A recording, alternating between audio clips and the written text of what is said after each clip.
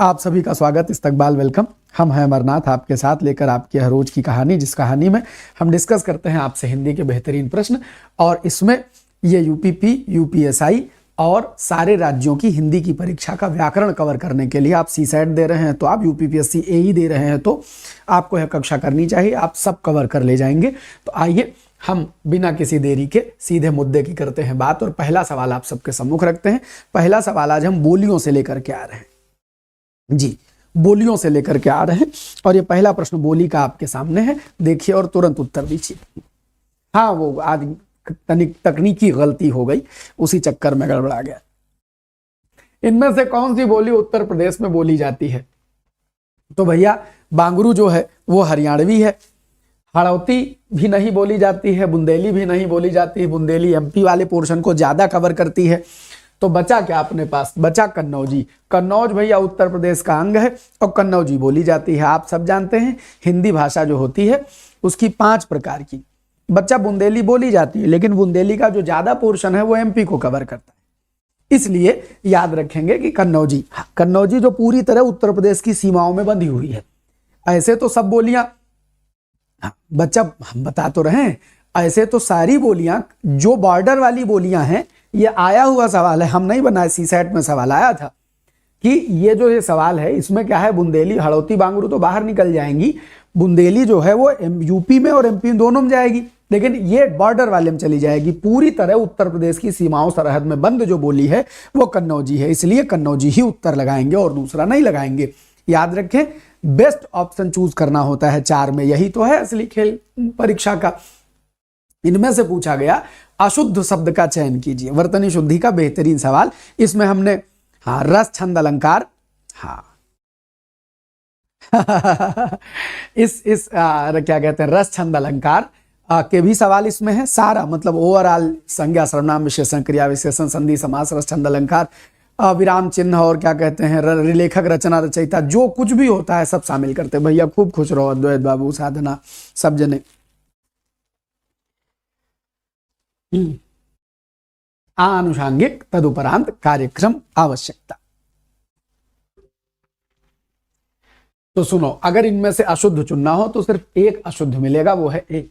तदुपरांत एकदम सही है, कार्यक्रम एकदम सही है, आवश्यकता एकदम सही है। ठीक। आनुषंगिक गलत लिखा है। सही शब्द क्या होता है? जब अनुषंग में इक जोड़ा जाता है। व्हाट इज द अनुषंग? अनुषंग माने होता है part of something, part of something. जैसे आप बात करें कि एक बड़ी सी बैंक है, उस बैंक की कोई 15 शाखाएं हैं, तो 15 शाखाएं उसके अनुषंग कही जाएंगी, मतलब उसके पार्ट, अंग कहे जाएंगे, उसके हिस्से कहे जाएंगे। उस अनुषंग में इक जोड़ दिया जाए तो जो पहला अक्षर होता है इक लगने से दीर्घ होएगा, तो ये शब्द बनाएगा बच्चा आनुषंगिक। आनुषंगिक, तो इसलिए सदैव आनुषंगिक याद रखना। तदुपरांत एकदम सही लिखा है। तदुपरांत कैसे बनेगा? जब तत् में उपरांत जोड़ा गया तो व्यंजन संधि हो गई और यह तदुपरांत हो गया। कार्यक्रम में कुछ जोड़ना नहीं, कार्यक्रम एकदम सही लिखा है, आवश्यकता भी एकदम सही लिखा है। अच्छा बच्चा खूब खुश रहे सब जने। अगर आनुषंगिक की बात हो गई तो एक लगे हाथ शब्द और देख लेते हैं। अगर अनुवंश है, अनुवंश, और अनुवंश में क्या जोड़ दें? इक जोड़ दें, तो शब्द क्या बनेगा? आनुवंशिक। आनुवंश, अनुवंश में एक जोड़ देंगे तो क्या बन जाएगा? आनुवंशिक बन जाएगा।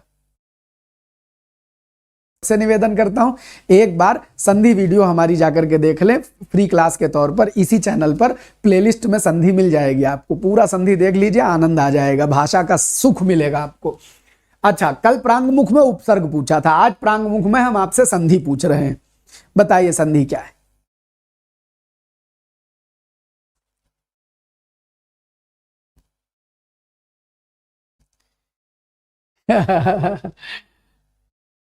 अच्छा, पीछे आनुवंशिक बता दिया था कोई बच्चा, कल भी चर्चा हुई थी इस पर, क्या कि व्यंजन संधि होगी प्राक और उसमें जोड़ दीजिए मुख, शब्द क्या बन जाएगा? प्रांग मुख। कसम से आदमी जानकार ना हो तो सब मजे लेते हैं। अब हम टेक्निकलिटी धीरे धीरे सीख रहे हैं। अब कोनो बटन दब जाए कुछ खुल जाता है, हम टेंशन में आ जाते हैं कि यार अब कैसे मैनेज करें। ये बहुत मजे ले रहा है। बस खाली लैपटॉप तो अब जान गए हैं जर्रा जर्रा, ये जानना सीख रहे हैं। तो ले लो मजे कुछ दिन, जब हमारा नंबर आएगा तब हम तुम्हारे मजे लेंगे। अगला सवाल देखो। तो अच्छा, तो प्राकमुख प्रांगमुख हो गया। अगला सवाल देखिए, इनमें से संधि विच्छेद अगर करें प्रौढ़ का तो क्या होगा? अच्छा सुनो, अरे वो संधि में सुनाया है, वहां सुनो। वरद लड़य मंगमण नम भैया घट दस, जब गढ़ दस खप छठत चट तव कपैया शस सर हल। यही है माहेश्वर सूत्र। देखो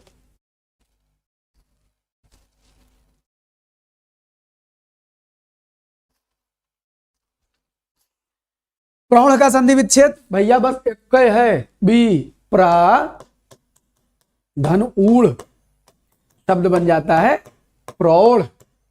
याद रखना संधि ये गुण है क्योंकि आ और ऊ मिला है, लेकिन बन क्या गया है? औ बन गया है, इसलिए गुण संधि का अपवाद होता है। ये याद रखिएगा। कोई पूछे इसमें संधि कौन सी, बोलना गुण, लेकिन याद रखना ये गुण संधि का अपवाद है। अपवाद किसको कहते हैं? वाक्यांश में पूछा जाता है अपवाद का मतलब। अपवाद का मतलब होता है जो सामान्य नियम को फॉलो न करता हो, जो जनरल रूल को फॉलो न करता हो, सामान्य नियम को फॉलो न करता हो, उसको क्या बोलते हैं? अपवाद बोलते हैं। तो ये प्राधानूढ़ प्रौढ़ हो जाएगा। संख्या 5, निम्नलिखित में से कौन सा तद्भव तत्सम का जोड़ा अशुद्ध है? तद्भव तत्सम का जोड़ा अशुद्ध है। हाँ, उसी को एक्सेप्शन कहते हैं बड़े पंडित जी, उसी को।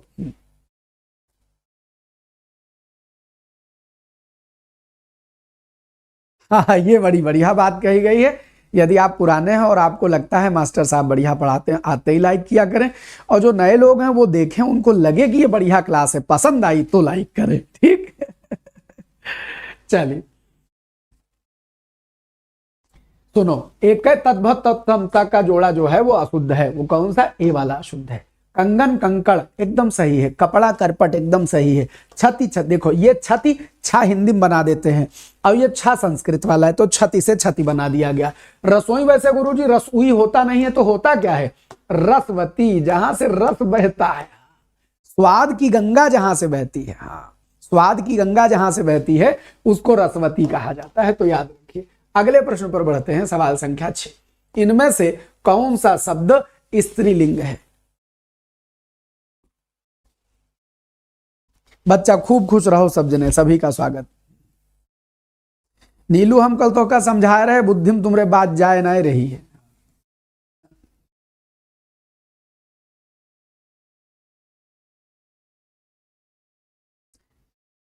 इनमें से कौन सा शब्द स्त्रीलिंग नहीं है? खाली एक स्त्रीलिंग नहीं है। सुबह, हाँ सुबह होती है, और रात्रि होती है, शाम आती है, महीना बीत गया, जनवरी, फरवरी, मार्च, दिन महीने साल गुजरते जाएंगे। तो बस यही है बच्चा, ठीक, स्त्रीलिंग नहीं है। बहुत सिंपल होता है जेंडर पहचानना। हाँ, निहायत सरल जेंडर पहचानना। पंक्ति का तद्भव अगर बनाना हो तो क्या बनेगा जी? सिंपल तरीका है जेंडर पहचानने, वाक्य बना लो, वाक्य बना लो। बच्चा दिन स्वयं तत्सम है, बच्चा दिन तत्सम है। कहां जा रहे हैं? दिन तत्सम है, दिवस तत्सम है। दिन का कोई तद्भव नहीं होता, दिवस का कोई तद्भव नहीं होता। पंक्ति का जो सबसे उचित तद्भव बनेगा वो पात बनेगा, पात। बात समझ गए? तो पात, पंत तो होएगा नहीं, पाद संस्कृत होता है, पाद पैर बना देता है। और पर्ण जो है, कहीं कहीं पदिर भी लिखा रहता है, वो भी चलेगा। पर्ण जो है वो पन्ना बनाता है, पत्ता भी बना सकता है। तो वो जो ऑप्शन में मिलेगा उसके अनुसार ले लेंगे, ठीक है। अच्छा, अब जरा एक बात कहने का मन था, सुनो। तत्सम तद्भव में आप लोग, चूंकि आपको लगता है कि कोई चैप्टर पढ़ो तो उसका तत्सम है तो तद्भव क्या होगा? तत्सम किसको कहते हैं? संस्कृत को। क्या जरूरी है कि जितने संस्कृत सब शब्द हैं सारे के सारे हिंदी में आ गए? क्या यह संभव है? जितने तत्सम है सब हिंदी में आ गए? नहीं, यह संभव नहीं है। तो संभव क्या है? संभव यह है कि तत्सम बहुत सारे हो सकते हैं, हाँ हाँ सोनू, उसी की बात कर रहे हैं। तुम्हारा सवाल हमने कहीं पढ़ा था, मैं बता रहा हूं। प्रत्येक शब्द का तद्भव बने जरूरी नहीं है। तो तद्भव, जैसे कोई सुधरा आदमी हो, उसके बिगड़ने की संभावना है, लेकिन जरूरी नहीं कि बिगड़े। हाँ, प्रत्येक तद्भव का तत्सम जरूर होगा, क्योंकि प्रत्येक तद्भव बिगड़ा हुआ शब्द है, उसका तत्सम होना अनिवार्य है, लेकिन हर तत्सम का तद्भव हो यह अनिवार्य नहीं है। वैसे ही दिन और दिवस का कोई तद्भव नहीं होता, याद रखिए। और बच्चा, उपरोक्त जो है वो गलत है। जो लोग उपर्युक्त के तद्भव के तौर पर इसको जस्टिफाई करते हैं वो गलत करते हैं। उपर्युक्त का कोई तद्भव बनाए जाने की जरूरत नहीं है। आपको हिंदी में कहना तो कहिए ऊपर लिखा हुआ, नो नीड कि आप उसका तद्भव बनाएं। जो लोग इसको तद्भव कह के जस्टिफाई करते हैं वो एक गलती करते हैं, ये नहीं होता है। ठीक, तो उपर्युक्त सही है, इसी का उपयोग करेंगे, इसका कोई तद्भव नहीं चलता। आपको हिंदी में लिखना लिख दो, ऊपर लिखा हुआ, शॉर्ट में लिखना है तो उपर्युक्त कहो, उसका तद्भव नहीं बने। संधि वाले शब्दों का काहे को तद्भव बनाएंगे, हैं? देखिए अगला सवाल 8 नंबर। इनमें से महाशब्द का विशेषण से निर्मित भाववाचक संज्ञा सूचक क्या है? मतलब महा या महान शब्द क्या है? महा या महान शब्द क्या है? It is adjective. इस एडजेक्टिव से अगर इसमें से कोई संज्ञा बना हुआ है तो वो कौन बना हुआ है? भाववाचक संज्ञा बना हुआ है तो कौन बना हुआ है, ये बताना है आपको। सुनो, महान एडजेक्टिव है, इस महा का महत्तम भी एडजेक्टिव है और महत्तर भी एडजेक्टिव है, ये सब एडजेक्टिव है। उमेश बाबू देखो, हम हिंदी पढ़ाने निकले हैं। हाँ, कंपटीशन तो तुम्हारा निकल जाएगा, हम हिंदी पढ़ाने निकले हैं, बढ़ने दीजिए। हम दुनिया की हिंदी सुधारने निकले हैं। और महिमा, तो महाशब्द का जो विशेषण होगा वो अकेले महिमा होगा। विशेषण से निर्मित भाववाचक संज्ञा क्या होगी? अकेले महिमा है। महिमा भाववाचक संज्ञा है, बाकी कोई भाववाचक संज्ञा नहीं। महान एडजेक्टिव विशेषण हो गया। महत्तम क्या हो गया? It is the superlative adjective. Superlative adjective समझते हो? अंग्रेजी में सुपरलेटिव जो बेस्ट लगा के बनता है, ऐसे हिंदी में तम लगा के बनता है। तम लगाने से वो जो संज्ञा होती है वो सुपरलेटिव पहुंच जाती है। ठीक, तो और महत्तर क्या होता है? कंपैरेटिव डिग्री होती है। कंपैरेटिव, इसको तुलना के लिए प्रयोग करते हैं, इसको बहुत सारे में से किसी एक की खासियत बताने के लिए करते हैं। तो ये तीनों एनी हाउ एडजेक्टिव हैं। अकेले भाववाचक संज्ञा क्या है? यही है, महिमा। अगला सवाल नंबर 9, पारितोषिक का पर्यायवाची इनमें से क्या होगा? क्या होगा पारितोषिक का पर्यायवाची? बहुत बढ़िया शब्द है ये। 9th हाई स्कूल में जब हम लोग, नहीं हम कहानी बता देंगे तुम मतलब जान जाओगे। पहले अपने दिमाग से बताओ फिर हम व्याख्यायित करें।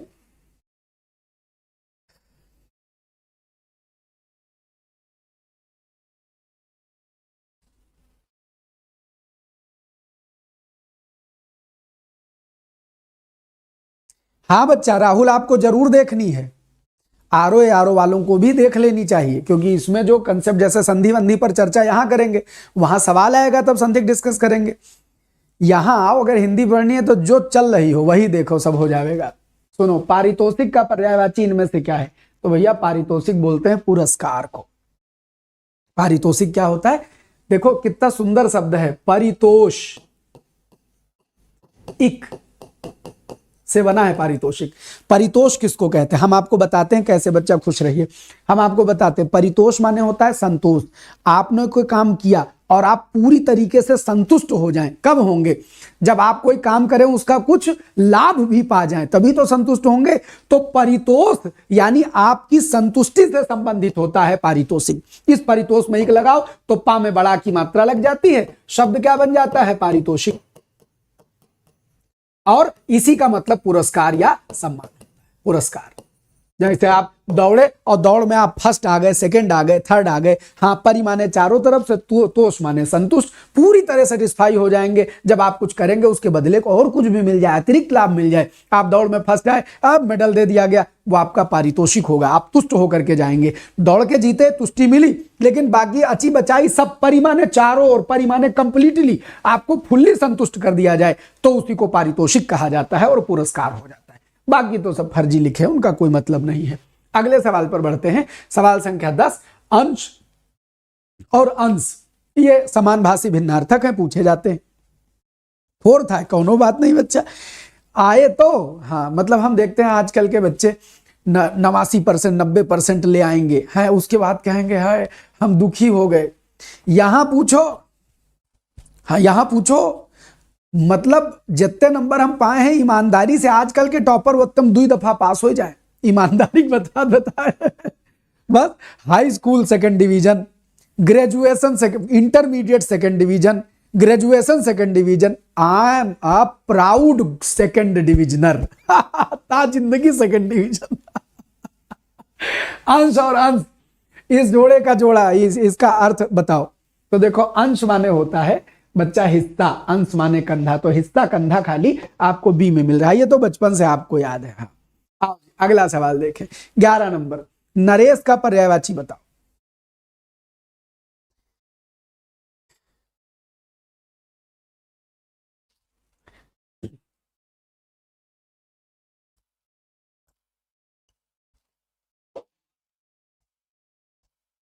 सभी का स्वागत है।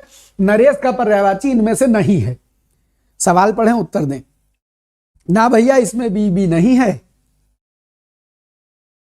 नहीं है, नहीं है, नहीं है, नहीं। कहां हो, कहां हो, कहां हो, कहां भटक रहे हो। नरेश का पर्यायवाची नहीं है, एक अकेले महीधर नहीं है। अच्छा अगर आप हमारी 4-5 क्लास कर लिए होंगे तब आप मही और धर को तोड़ के इसका मतलब निकाल पा रहे होंगे। मही माने क्या होता है, धरती, और धर माने क्या होता है, धारण करने वाले। अच्छा धारण करने वाला, तो धरती को धारण करने वाले कौन, पहाड़। पहाड़ धरती पर्यायवाची में धर लगाए दो तो सब पहाड़ बन जाता है, फिर तुम भूधर कहो। बच्चा बहुत धन्यवाद सभी का। जब तुम भूधर कहो, चाहे महीधर कहो, चाहे धरणीधर कहो, चाहे धराधर कहो, सब पर्वत बन जाता है अगर आप पहाड़ की पर्यायवाची में धारण लगाए दो तो। जितने लोग अभी पिछले कुछ ही दिनों से जुड़े हैं, 8-10 दिन से, उनको भी तोड़ के मतलब निकालना आ रहा है कि नहीं आ रहा है? आएगा, सबको आएगा। भू माने धरती, पा माने पालन करे, अर्थात जो धरती का पालन करे माने राजा। मही माने धरती, पा माने पालन करे, धरती का पालन करे सो राजा। नर माने मनुष्य और पति माने मालिक, सब मनुष्यों का मालिक हो जाए सो राजा। और नर माने मनुष्य, ईश माने मालिक, जो मनुष्यों का मालिक हो जाए सो राजा। तो नरेश राजा, महीप राजा, नरपति राजा, भूप राजा, राजा राजा राजा हम गाना ना गा रहे हैं, भोजपुरी हमारे सब नरक कर दिए गाना। भोजपुरी बहुत प्यारी भाषा है, हाँ बहुत प्यारी भाषा है। ये जो गाना बनाए रहे वो सब वो नरक करे हैं। हाँ भोजपुरी बड़ी प्यारी भाषा है चलिए 11 नंबर के बाद 12 नंबर, ढांढस। ये बिंदी यहां होनी चाहिए थी, वो नीचे आ गई। ढांढस बताओ, ढांढस का विपरीतार्थक क्या है? तो भैया ढांढस, बहुत गजब सवाल है। हाँ देखो ढांढस माने होता है जैसे कोई आदमी बहुत परेशान है। साहित्य ध्यान से सुनो, ढांढस क्या होता है, आदमी दुखी है, आप उसके पास पूछे अरे भैया कोई बात नहीं, परेशान मत हो जाएगा, इसको कहते हैं ढांढस बंधाना। अब त्रास क्या है, त्रास है दुख देना, डराना, ये कर देंगे वो कर देंगे। तो क्या रावण का त्रास भयो, त्रास माने डर होना, तो त्रास माने डर होना, तो बच्चा ये हो जाएगा ढांढस का त्रास। बाकी और कोई नहीं होगा, हाँ और कोई नहीं होगा। सबसे सिंपल, सांत्वना देना, तकलीफ देना। जी एग्जैक्टली, इसका मतलब हुआ सांत्वना देना, त्रास का मतलब हुआ तकलीफ देना, परेशान करना। आओ आगे बढ़ते। सवाल संख्या 13, निम्नलिखित शब्द युग में से किसका अर्थ सही नहीं है? बहुत बढ़िया सवाल है ये। समानभाषी भिन्नार्थक का एक सवाल में बहुत सारे सवाल आ जाए, इसलिए ऐसे सवाल गढ़े जाते हैं।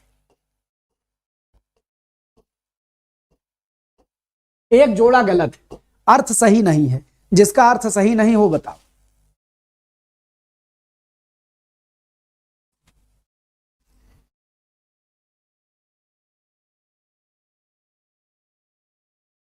किसका अर्थ सही नहीं है? बहन बहन, भाग भाग्य, भारती भारतीय, कुल कुल। आज चर्चा हुई थी इस पर कहीं, सुनो ये गलत है। कुल तो गुरुजी वंश होता है, लेकिन कूल ठंडा ठंडा कूल कूल नहीं होता। कूल माने होता है किनारा, ये अंग्रेजी में कूल माने ठंडा होता है, तो यही जोड़ा गलत हो गया। हाँ, ठंडा ठंडा कूल कूल, हाँ ये नहीं चलाएंगे। भारती माता सरस्वती को कहते हैं, भारतीय हिंदुस्तानी को कहा जाता है। भाग हिस्से को कहते हैं, भाग्य किस्मत होती है। बहन सहोदरा, सह माने साथ साथ, उदरा माने पेट में, जो एक पेट के साथ आई हो, माने माता का पेट एक, अर्थात एक ही माँ के उदर से जन्म लेने वाले बच्चों को सहोदर, भाई हो तो सहोदर और बहन हो तो सह उदरा अर्थात सहोदरा कहा जाता है। और वहन माने ढोना होता है, किसी चीज का मैं वहन कर रहा हूं अर्थात मैं इसे ढो रहा हूं। बात समझ गए? अगले सवाल पर बढ़ते। ये संभवतः अगला सवाल, इनमें से कौन सा कृदंत प्रत्यय से मिलकर के बना है? प्रत्यय का बड़ा जबरदस्त कंसेप्ट होता है।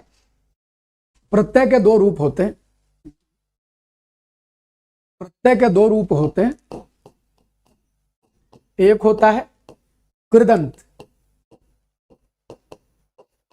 और एक होता है तद्धित। कृदंत क्या है?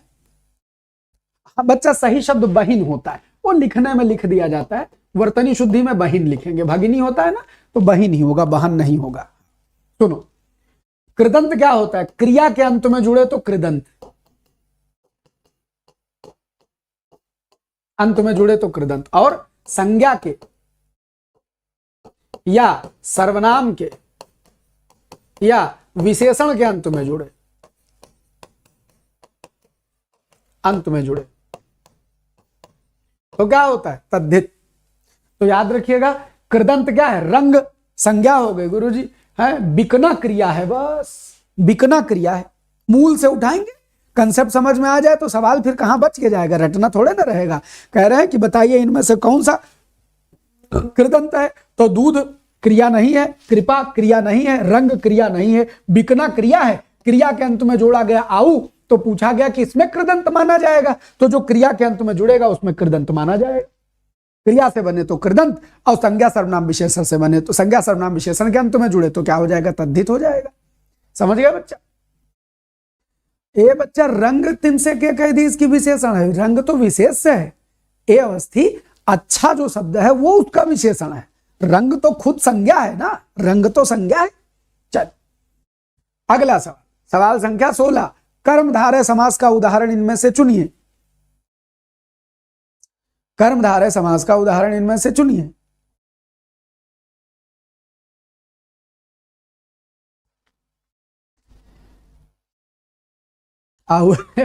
अच्छा, एक, हाँ इस पर हमने बच्चा भगवान श्री राम की स्तुतियां हिंदी अर्थ सहित बताई हैं। इस पर हम मंगलवार और शनिवार को सुंदर कांड पढ़ाते हैं। आपसे निवेदन है, यदि आप चाहते हैं हिंदी बिना किसी परीक्षा के आपकी आत्मा में उतर जाए, तो आपको वो श्री राम स्तुतियां जो हैं और जो मंगल और शनिवार सुंदर कांड चलता है वो देख लो। 4 क्लास देख लोगे, आत्मा में हिंदी ऐसे हाँ उतर जाएगी, धकधकाने लगेगी। आप सबकी मोहब्बत है। हाँ देखो, कर्मधारय समास का उदाहरण क्या है? तो कर्मधारय का समास का उदाहरण है बच्चा, एक ही है इसमें। कौन सा? प्रेम नहीं, परमानंद, ओनली डी। अरे प्रशांत, एक सुबह एक शाम, हिंदी का बर्डन मत बनाओ। मैं सबसे कहता हूं, तुमको सबने अपने चैनल पर इंगेज रखने के लिए 6-6, 8-8 घंटे हिंदी पढ़ानी शुरू कर दी है। हम खाली तुमसे कहते हैं 1 घंटा सब 1 बजे, 1 घंटा शाम को दो। प्रैक्टिस इसी 2 घंटे में पर्याप्त करवा देंगे, हिंदी भीतर चली जाएगी। फिर क्या जरूरत रह जाएगी 6 घंटा 8 घंटे खर्च करने की? फिर जीएस पढ़ो और सब चीजें पढ़ो। हाँ तो खाली 1 घंटा सुबह 1 घंटा, इससे ज्यादा जरूरत नहीं है। देखिए, तो गगन चुंबी, गगन को चूमने वाला, ये हो गया तत्पुरुष। पाठशाला, पाठ के लिए शाला। प्रेम सागर, प्रेम का सागर, ये सब तत्पुरुष तत्पुरुष तत्पुरुष। और परमानंद, परम आनंद जी जरूर लाभदायक है। मनीषा आप बताइए, जो हम चर्चा कर रहे हैं परम आनंद बता रहे, विशेषण विशेष से पहचानवा रहे हैं, तो काम तो आएगा ना। हिंदी सब है, एक है। हिंदी का हमको लगा बाजार वाले, बाजार वाले, ये सिपाही की हिंदी, ये दरोगा की हिंदी, ये जेई की हिंदी, ये एई की हिंदी, ये आरओ की हिंदी। अरे बाबा, हिंदी तो एक है, अलग अलग तो कोर्स हैं। 199, 299, 599, 1799, ये बाजार के खेल हैं। हिंदी एक है, 1 बजे और 9:15 बजे, 2 समय आओ सब। इतने 7 रोज बैठ के देखो, मैं तुमसे ये दावे से कहता हूं, 7 रोज सुबह शाम बैठ के देखो। तुमको जब अपनी हिंदी लगे सही है तब तुम हमारे वीडियो जाके सब लाइक कर देना, और न लगे तो कह देना कि मास्टर साहब आप गड़बड़ आदमी हैं, हम 7 दिन बैठे हमारी कुछ समझ में ना आया। कमेंट करके जाना। मैं दावा करता हूं सुबह शाम 7 बजे 2 घंटा पर डे दे दो, सुबह शाम बैठ जाओ, 7 रोज दे दो, तुमको हिंदी में इंप्रूवमेंट ना आ जाए तो बदल देना नाम। इतना प्रेम से और इतने दावे से दुनिया में कोई नहीं कहेगा, हम कहते हैं, हमको भरोसा है, हमने अपनी आत्मा हिंदी के चरण में धर दी है, तब कहता हूं तुमसे। देखो, परमानंद में परम है विशेषण और आनंद है संज्ञा। जब आप विशेषण और विशेष से आपस में मिल जाते हैं तो बिना कुछ पूछे ठप्पा मार के आप इसको क्या मान लीजिएगा, कर्मधारय समास मान लीजिएगा। 2 ही चीजें कर्मधारय बनाती हैं, एक तो उपमेय उपमान बनाता है, बच्चा परम आनंद है, परम आनंद आप परम कर लीजिए, वो दोनों रूपों में लिखा। ठेठ संस्कृत में जाए तो परम में हलंत लगा देते हैं, वैसा परम धनानंद परमानंद कर लेंगे। ठीक है, चलिए बच्चा कम करवाएंगे, तुम 9:15 बजे आओ। तो सवाल संख्या 17, बहुत बढ़िया सवाल है। किस हिस्से में त्रुटि है? किस हिस्से में त्रुटि है? 12 घंटे मैराथन। देखो 12 घंटे मैराथन से जानते हो फायदा क्या होगा? फायदा होगा यूट्यूब चैनल का। हम जानते हैं कि हमको करना नहीं आता है, हम कर लेंगे 4 घंटे 6 घंटे मैराथन। टाइम खोटा होगा तुम्हारा। थोड़ा थोड़ा हिंदी को कंसेप्ट के सहित जाने दो।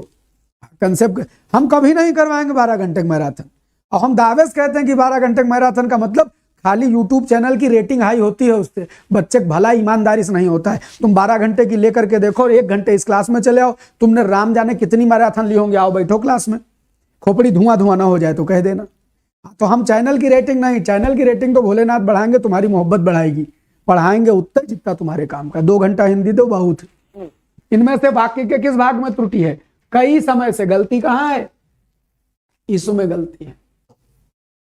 कई समय से, कई समय से, कई समय का होता है बहुत समय से मन में था कि कोई ऐसी सूरत बने कि पुराने सारे दोस्त यार एक साथ मिल बैठे और गुजरे वक्त की बातें करें। अब आज के जमाने में ये कहां रह पा रहा है? खाली कई समय गलत है, बहुत समय होना चाहिए था। हाँ बच्चा, ऐसी सूरत बने माने ऐसी कंडीशन बने। हाँ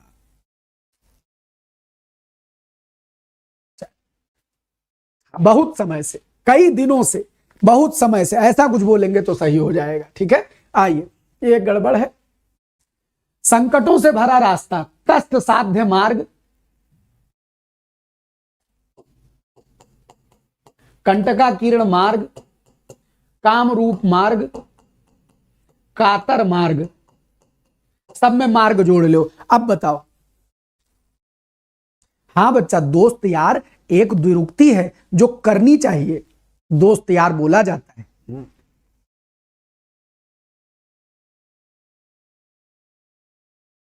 दोस्त यार रिपीटेंस नहीं है, ये बोला जाता है। सारे दोस्त यार मिलेंगे।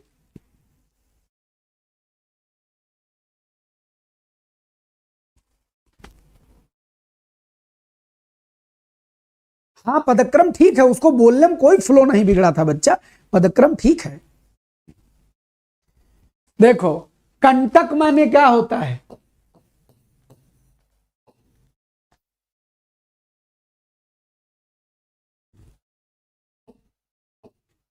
कांटा।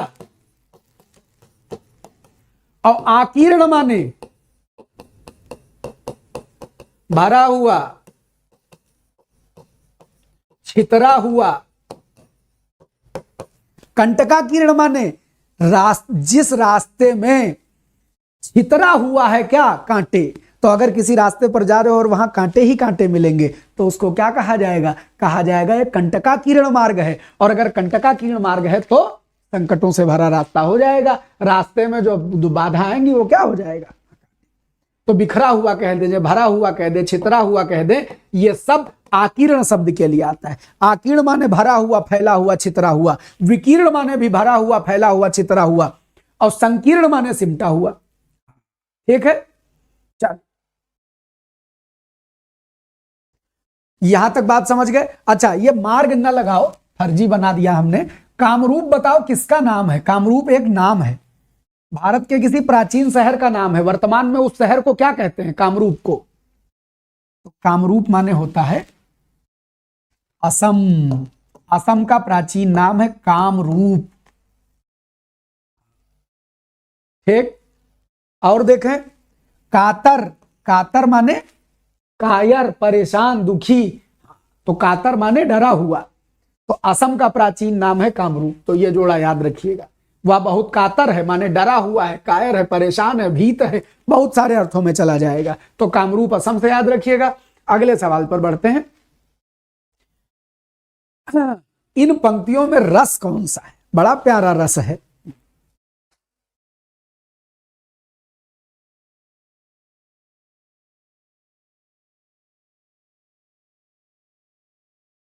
असोम, हा, अहोम, अहोम, अहोम। भूषण बसन बिलोकत सिय के, प्रेम विबस मन कंप पुलक तनु, नीरज नीर भरे, नीरज नयन नीर भरे पिय के, भूषण बसन बिलोकत सिय के। सुनो, शांत तो इसमें है नहीं और भयानक भी इसमें नहीं है। आप संयोग लगाएं कि वियोग लगाएं? तो सुनो, ये दृश्य कौन सा है अभी तुम खुद जान जाओगे। रस तुमको तुरंत समझ में आ जाएगा अगर लिखी हुई पंक्तियों का मतलब जानते हो, तो रस कभी गलत नहीं होगा। जानते हो कब का समय है? और दृश्य बताते हैं कि भगवान श्री राम माता सीता को खोजते हुए, हे खगमृग हे मधुकर सेनी, तुम देखी सीता मृगनयनी, ऐसा विलाप करते हुए जा रहे हैं। सबरी रास्ते में मिलती है, उनसे कहती है किष्किंधा चले जाइए, वहां के राजा सुग्रीव हैं, उनसे मिलिए। राजा नहीं मतलब सुग्रीव से मिलिए, वो आपकी सहायता करेंगे। उनके भाई ने उनको भगा दिया है, उनकी भी दशा आप जैसी है, वो आपके सहायक होंगे। भगवान श्री राम सुग्रीव से मिलते हैं। सुग्रीव उनसे कहते हैं महाराज, हम तो नहीं जानते कौन किसको लिए जा रहा था, लेकिन एक दिन आसमान से कुछ आभूषण गिरे थे, वो यहाँ रखे हैं, देख लीजिए, हो सकता है माता के हों। सुग्रीव जब वो आभूषण दिखाते हैं तो भूषण माने आभूषण, वस्त्र, वसन माने वस्त्र। तो जो उन्होंने अपने आभूषण, वस्त्राभूषण आदि ऊपर से गिरा दिए हैं, वो वस्त्राभूषण भूषण बसन, बसन हो गए, बसत लिख गया है, भूषण बसन, यानी वो माता सीता के वस्त्राभूषण, बिलोकत माने देखते हुए, सिय के माने सीता माता के, प्रेम विबस मन, मन भगवान का प्रेम के बस में चला गया, और कंप पुलक तन, इस शरीर में कपकपाहट हुई, तन में कपकपाहट हुई, पुलकन आ गई, और नीरज नयन, नीरज माने कमल, नयन माने आंखें, नीर भरे पिय के, भगवान श्री राम के कमल नयन में पानी आ गया, अर्थात आंसू आ गए। दशा काहे की है? वियोग की है। तो वियोग है तो श्रृंगार वियोग ही लगेगा। नीरज नयन नी, अच्छा कोई पूछे नीरज नयन में अलंकार कौन है? रस तो श्रृंगार हो गया, नीरज नयन में अलंकार कौन है? अलंकार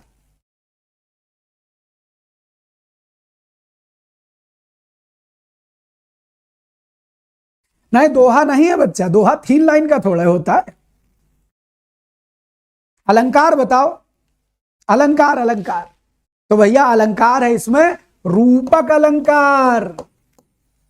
जब किसी एक चीज को दूसरे का रूप दे दिया जाए, नीरज नयन आंखों को कमल कह दिया गया, चरण कमल पैरों को कमल कह दिया जाए, डायरेक्ट बिना किसी तुलना के सीधे चरण कमल कहा जाए, नीरज नयन कहा जाए, तो ठप्पा मार के समझ जाइएगा कि वो क्या है? रूपक अलंकार है, रूपक अलंकार है। बात समझ गए?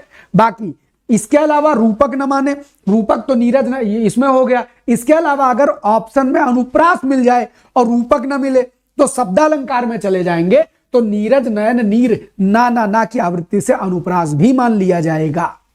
उपमा नहीं है, उपमा की कंडीशन होती है बच्चा, तुलना के लिए सा, सी, से, सो, सम, सदृश, कुछ कंपैरिजन करने वाले सा, सी, से, सो जैसे शब्दा में तब उपमा होती है, अदरवाइज उपमा नहीं है। सीधे आंखों को कमल कहने से, रूप कर देने से रूपक हो गया। यदि रूपक के अलावा भी कुछ सोचे तो अनुप्रास भी हो सकता है। जो हमारे ऑप्शन में आएगा वो हम उत्तर लगा देंगे। बात समझ गए? अच्छा, आप अभी कोई पूछ ले हमसे, गुरुजी अगर दोनों लिखे हो तो, अनुप्रास और रूपक लिखे हो तो क्या लगावें? तो आपको एक नियम देता हूं, अगर एक शब्दालंकार और एक अर्थालंकार दोनों ऑप्शन में लिखे हो तो हमेशा अर्थालंकार को चुनिएगा। अगर अनुप्रास और रूपक दोनों लिखा हो ऐसे किसी सवाल में जहां अनुप्रास और रूपक 100% तुम जानते हो अनुप्रास भी है रूपक भी है, तो रूपक लगाना। अगर तुमको दिख रहा है अनुप्रास भी है और यमक भी है तो हमेशा अलंकार में आगे वाला अलंकार लगाते, आगे वाला अलंकार लगाते। समझ गए? तो अनुप्रास और रूपक में रूपक पर जाएंगे, अनुप्रास यमक में यमक पर जाएंगे, अनुप्रास को सबसे बाद में वैल्यू देते हैं। तो ये रूल याद रखिएगा। 21 नंबर सवाल, इन पंक्तियों में छंद कौन सा है?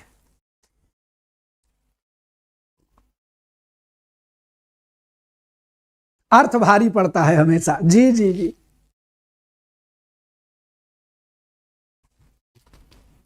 व्यंजना में बात करना सीख गए हैं हमारे वाले।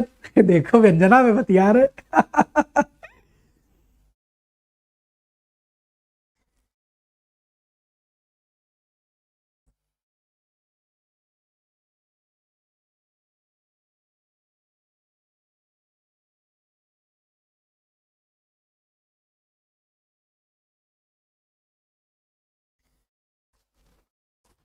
ओ, जब गीतिका हर गीतिका लिखा हो तो मात्रा जरूर गिन लेना।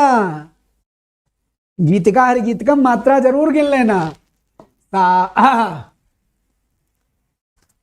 साधु भक्तों के सुयोगी संयमी बढ़ने लगे, सब यथा की सीढ़ियों पर सूरमा चढ़ने लगे। 2 1 3 2 5 2 7 2 9 1 10 2 12 2 14 2 16 1 17 2 19 1 20 1 21 2 23 1 24 2 26।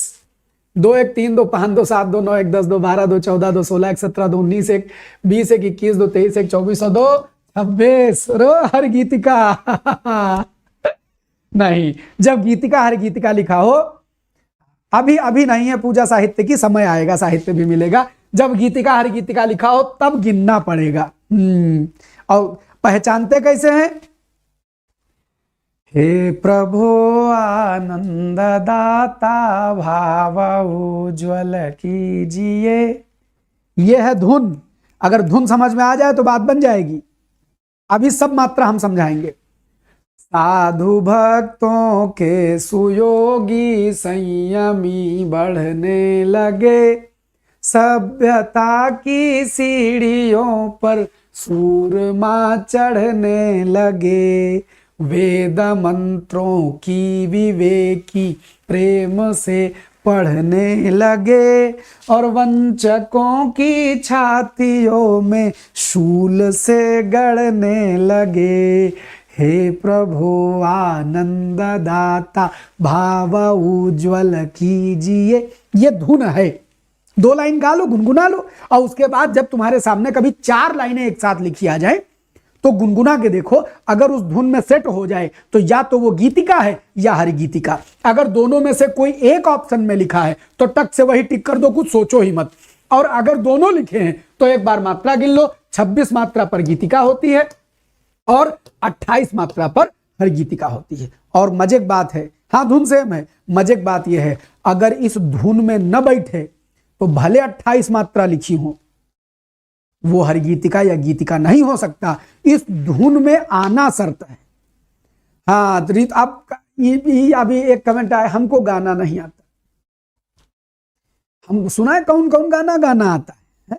2 लाइनें गा के वो मन में गुनगुना नहीं सकते। 4 बार गुनगुनाऊं तो ना 7 सिंगार हारमोनिया लेके गाना है? काल हम ठीक कर देंगे प्रधान। 7 सिंगार हारमोनिया लेके गाना है कि गाना नहीं आता है? गुनगुना नहीं सकते वो अपने लिए, बता रहे गाना नहीं आता है। हमको बड़ा गाना आता है, हम अब म्यूजिक परफॉर्मेंस देते हैं। सुनो बच्चा, आधा भा जो लिखा है इसके पहले 2 मात्रा बनाई गई, 2 मात्रा। आधे अक्षर के पहले वाली मात्रा जो होती है आधे, अच्छा गिनने का है तब, ओहो अगर अगर गिनने को कहा है तो हम अपने शब्द वापस लेते हैं, लेकिन अगर किसी के मन में आया कि गाना नहीं आता तो फिर ये पूरा कमेंट उसी के लिए था। 4 बोतल वोट का काम, हाँ सब गा लोगे, ये 2 लाइन गा देंगे तो हाँ इज्जत चली जाएगी, गाने। अगला सवाल, दी गई पंक्तियों में कौन सा अलंकार है? हम समझ गए बिटिया, तुमको नहीं कह रही, तुमको नहीं कहे। चलिए भैया प्रशांत, एक दिन में काल ठीक हो जाएगा, परमानेंट, चिंता नहीं करने। सबसे पहले हमको लगता है काले बना के डालने का। देखिए, नेह न नयनन को कछूप जी बड़ो बलाई, नीर भरे नित प्रति रहें तऊ न प्यास बुझाई। पहले छंद बताओ, काल परसों जरूर मिलेंगे।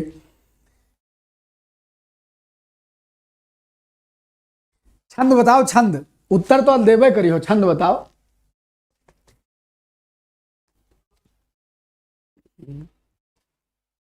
इसमें छंद है,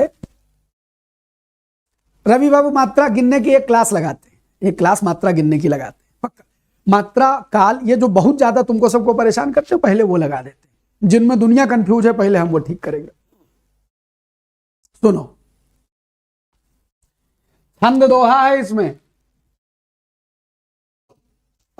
छंद दोहा है, वही गाओ। अरे कहां लिख रहे हैं छंद दोहा? यहां छंद दोहा है इसमें।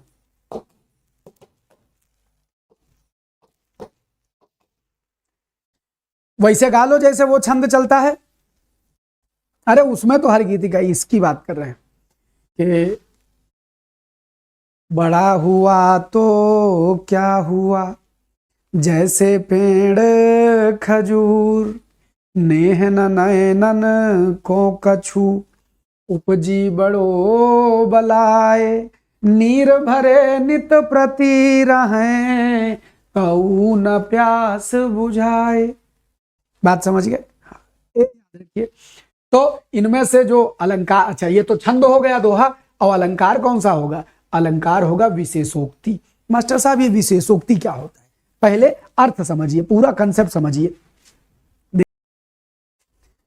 तो नेह अर्थ, पहले अर्थ समझिए तब बात पता चलेगी। नेह न नयनन को कछु, नेह न नयनन को कछु, अर्थ समझिए। और उपजी बड़ी बलाए, ये प्रेम आंखों में जब से आ गया है तो ऐसा मानो लगता है कि कोई बड़ी बला पैदा हो गई है। काहे कि नीर भरे नित प्रति रहें, ये आंसू जो हैं वो नीर से यानी आंसुओं से, यानी कि आंखें जो हैं वो आंसुओं से, पानी से परमानेंट भरी रहती हैं। तऊ न प्यास बुझाए, फिर भी प्यास नहीं बुझ रही है। तो भैया जब पानी मौजूद है और प्यास नहीं बुझ रही है तो ये उल्टी बात है कि कोई विशेष बात है? उल्टी बात कब होती है? उल्टी बात तब होती है जब कारण हो, काम न हो पावे, मैं बिना कारण के कार्य का होना पाया जाए, तब वो उल्टी बात है। यहां क्या है? कारण मौजूद है लेकिन काम नहीं हो पा रहा है। तो ये दो अलंकार एक दूसरे के विपरीत अलंकार कहे जाते हैं। कारण होते हुए भी कार्य न हो पाए तो विशेष उक्ति हो जाती है। और देखिएगा, बिना कारण के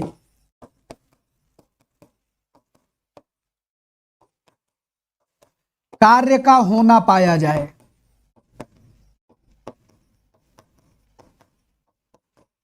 तो क्या होता है? विभावना होता है। ये दो एक दूसरे के अपोजिट हैं, इसको याद करिएगा। क्या कि विभावना को ऐसे कि वो बिनु पद चलें, अर्थ समझना, रटना नहीं है। बिनु पद चलें सुने बिन काना, बिना पैर के चलें और बिना कान के सुने। तो कारण पांव चलने का कारण है, लेकिन चल रहे हैं बिना पांव के, बिना कारण के काम हो रहा है। विभावना अलंकार। कर बिन कर्म करें विधि नाना, कर माने हाथ, हाथ के बिना तमाम प्रकार के काम हो रहे हैं। तो जब बिना कारण के काम हो रहा है तो विभावना। और यहां क्या है? जल बिच मीन पियासी, जल बिच मीन प्यासी, पानी के बीच मछली प्यासी है, प्यास बुझाने का कारण मौजूद है और काम नहीं हो पा रहा है, तब कोई विशेष बात कही जा रही है, उसको बोलते हैं विशेषोक्ति। बात समझ गए? बात समझ में आई? तो ये कंसेप्ट जब खोपड़ी में जाएगा तो रटने का थोड़ा ना है कि जी इसमें ये होता है, इसमें ये होता है, ये नहीं। कंसेप्ट अर्थ, इन सबका अर्थ निकलवा देंगे। बस सुंदरकांड जो मंगल शनिचर होता है उसको 7-8 दिन करके देख लो, फिर देखो तुम इन सब चीजों का अर्थ निकालना ना जान जाओ तो कहना। परमानेंट सोल्यूशन है हमारे पास हिंदी का, ये टेम्परेरी सोल्यूशन नहीं, परमानेंट सोल्यूशन है, सब ठीक हो जाएगा। तो बच्चा, आज की यह जो क्लास रही इसमें आपने हिंदी के ये कुछ बेहतरीन प्रश्न हमसे सीखे। 9:15 बजे आपसे निवेदन करता हूं, आइए आपके भीतर हिंदी का सॉफ्टवेयर अपडेट कर देंगे। फिर अमरनाथ जरूरी नहीं होंगे, फिर जब कोई किताब पढ़ोगे तो अपने मन से हिंदी निकलना शुरू होगी, कोई प्रैक्टिस का पेपर उठाओगे खुद से सही लगाने लग जाओगे। तो बच्चा यही निवेदन है कि रोज 9:15 बजे आइए, हम आपकी हिंदी ठीक करेंगे। यूपीएसआई के लिए सब करा देंगे, हम वादा करते हैं, भरोसा करिए, सब करा देंगे, सब करा देंगे। अभी तो व्यस्तताएं हैं कई सारी, मैनेजमेंट के साथ मैनेज कर रहा हूं, फुल ऑन आने ही वाले हैं इस पर। अपने डाउट पाने के लिए इस लिंक में इनरोल कर लें, ये हमारा टेलीग्राम है। बच्चा रुमाल अच्छा है, रुमाल मेल होता है। बहुत धन्यवाद। आप लोग हमारे टेलीग्राम से जुड़ जाइए, आप अपने डाउट वहां भेज दिया करिए, आपके डाउट के सलूशन वहां मिल जाया करेंगे। बहुत धन्यवाद, आप सबसे निवेदन है, जो आपके अच्छे वाले कमेंट होते हैं इसको ऑफलाइन क्लास में जरूर किया करिए, मतलब जब क्लास खत्म हो जाए तो रिकॉर्डेड वीडियो में जाकर के ये कमेंट कराया करिए बस। हाँ, धन्यवाद शाहीन। अच्छा, आप ध्यान से एक बात सुनिएगा, साहिल ने एक सवाल पूछा कि सर बीएड करें कि बीटीसी करें। बड़ा शाश्वत सवाल है, आपसे बस एक शब्द में एकदम सारा कंफ्यूजन खत्म कर देंगे। अगर आप कंपटीशन की तैयारी करने के फ्लो में हैं, अगर आप जिस भी सब्जेक्ट में आपने ग्रेजुएशन या एमए किया है उस सब्जेक्ट में आपका टीचिंग करने का मन है, आप हायर क्लासेस की टीचिंग करना चाहते हैं, उसके अलावा आप उत्तर प्रदेश में निकलने वाली बीईओ आदि की नौकरियां भरना चाहते हैं, डाइट वाइट की नौकरी पाना चाहते हैं, शिक्षा विभाग में इंटर करना चाहते हैं, तो आपको बीएड करना चाहिए। लेकिन आपको लगता है कि नहीं सर हम ये नौकरी ना कर पाएंगे, हमको तो प्राइमरी चाहिए, तो फिर आप बीटीसी करिए। आप देखिए कि आप कर क्या सकते हैं, जो आप कर सकते हैं वो उसमें से एक चुन लीजिए, चाहे बीएड चाहे बीटीसी, इससे बेहतर कोई दूसरा उत्तर नहीं। बात समझ गए?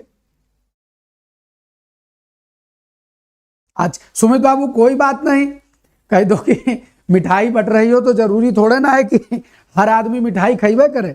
हाँ, कुछ आदमी ऐसे होता है रे हम नहीं खाते हैं, हाँ तो जाने दो भगवान सबको भला करत तो कहाँ करके आता है, सब अपना पुण्य खाता लिखा कहाँ होंगे तभी मानेंगे, वैसे थोड़े मानेंगे। चलो, खूब खुश रहो, मस्त रहो, बिंदास रहो। आज के एपिसोड को करेंगे यहीं खत्म, मुलाकात करेंगे अगले एपिसोड में हम, तब तक के लिए जय हिंद, खूब खुश रहें, bye bye tata, bye bye tata. बच्चा